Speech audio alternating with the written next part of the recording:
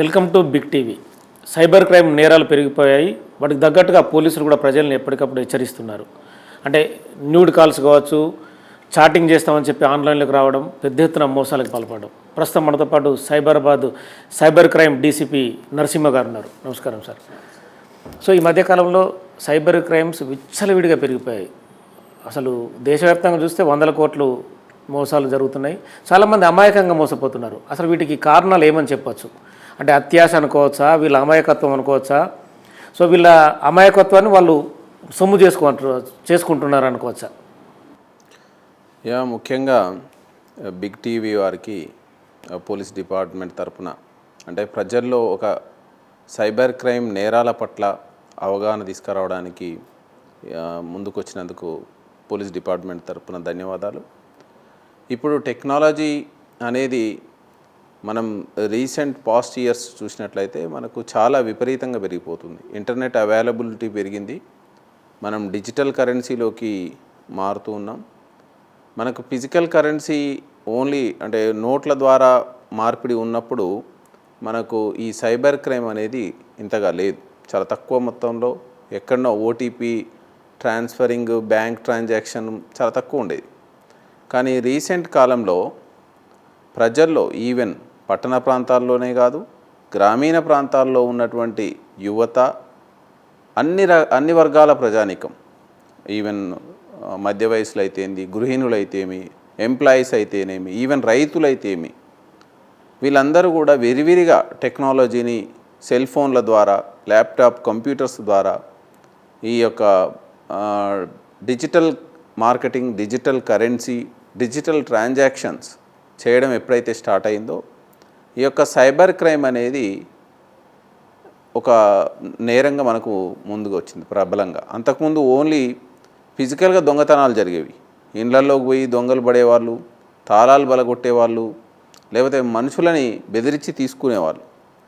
ఇప్పుడు ఏంటంటే మనుషులతోటి సంబంధం లేకుండానే, ఎలాంటి పరిచయం లేకుండానే ఈ క్రైమ్ అనేది మనకు ముందుకు వచ్చింది. ఇది సైబర్ క్రైమ్గా మన ఒక భారతదేశంలో అండ్ తెలంగాణ రాష్ట్రంలో కాదు, అన్ని రాష్ట్రాల్లో విపరీతంగా నమోదవుతున్న విషయం వాస్తవం.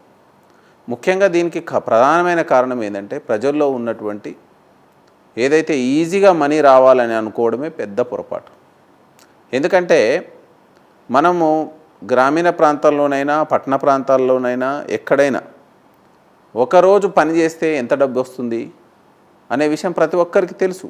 తెలిసినప్పటికీ మనకు తక్కువ కాలంలో ఎక్కువ డబ్బు రావాలా, మనం ఇంటి దగ్గరనే కూర్చొని డబ్బు సంపాదించాలా, మనం పెట్టినటువంటి పెట్టుబడికి చాలా రెట్లు డబ్బులు రావాలా అనేటువంటి దురాశ ఎప్పుడైతే జనాల్లో ప్రబలంగా ఉందో అప్పుడు ఈజీగా ఈ సైబర్ నేరస్తులు వాళ్ళని టార్గెట్గా చేసుకొని ఈ యొక్క నేరాలని ఎక్కడో దూర ప్రాంతాల్లో ఉండి చేయడం జరుగుతుంది.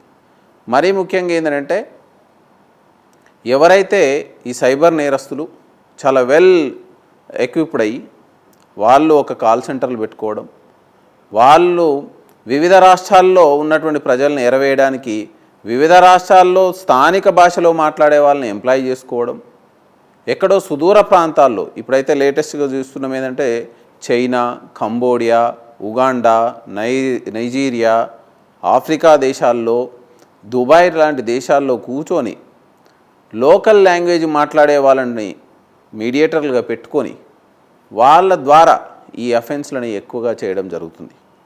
మనకు ఈ రీసెంట్ ఫినామినా చూస్తూ ఉంటే ఈ యొక్క సైబర్ క్రైమ్ అనేది దినదినంగా చాలా విపరీతంగా పెరుగుతూ ఉంది.